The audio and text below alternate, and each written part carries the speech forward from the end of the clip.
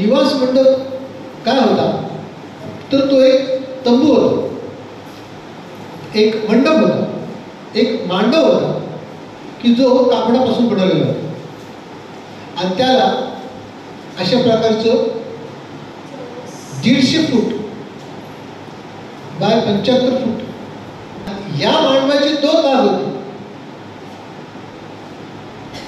आणि त्याच्यामध्ये काय काय गोष्टी होत्या या आपण येत्या दिवसामध्ये पाहणार आहोत. इथून सुरुवात होते देवाच्या सानिध्यात जाण्याची, देवाची उपस्थिती पण जाण्याची, देवाच्या बरोबर राहण्याची. जर आपल्याला जर राहायचं असेल तर इथून सुरुवात होते. स्टार्टिंग पॉईंट आहे.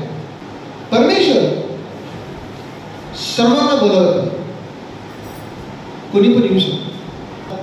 शिकलेला अडाणी, तुमच्यासाठी दार खुलं आहे, तुमच्यासाठी दार खुलं आहे. देवाचं दार कोणासाठी बंद नाही. ज्या वेळेला आपण येतो, दारामध्ये येतो, तर पहिलं काय दिसतं? वेदी. आणि या ठिकाणी आहे गंगा म्हणजे पाणी.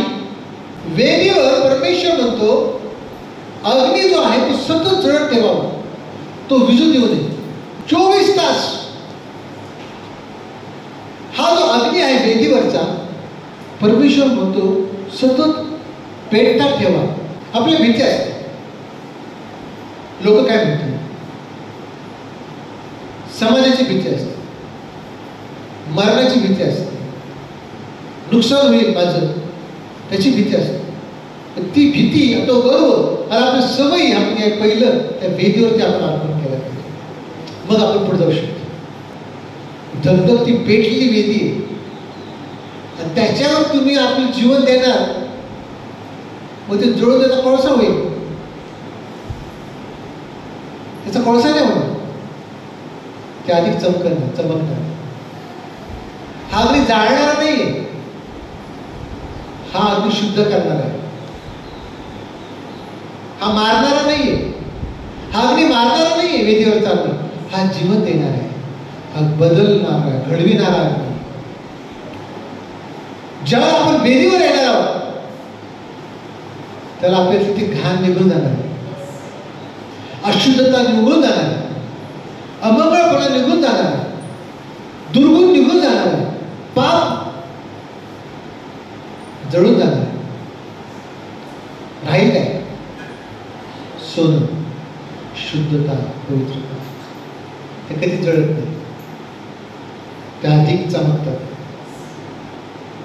जळतं ते फक्त जे नश्वर आहे ते जळतं, जे अविनाशी आहे ते कधीच जळत नाही, कधीच मरत नाही. आत्मा कधीच मरत नाही.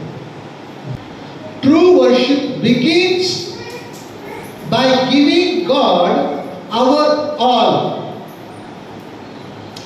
सुरुवात कुठून होते? खऱ्या भक्तीची सुरुवात गिव्हिंग गॉड आवर ऑल. आपले स्वप्न, आपली इच्छा, आपली आकांक्षा, आपली आवड, आपली निवड ही देवाला द्यायची आणि देवाची जी आवड आहे ती आपण घ्यायची. इथं ज्याला आपण अर्पण करतो याचा अर्थ असा की आपण स्वतःच्या सुखासाठी जगायचं नाही, देवाच्या गौरवासाठी जगायचं. काय आपण इथंच थांबलो का दारामध्ये? काय आपण वेदीवरती सर्व आपण अर्पण केलेलं आहे का? आपल्या पुढं जायचंय, शेवट नाही. हा ही सुरुवात आहे. प्रभूच्या परम पवित्र स्थानात परमेश्वराच्या उपस्थितीत जाण्यासाठी पहिली पायरी ही आहे.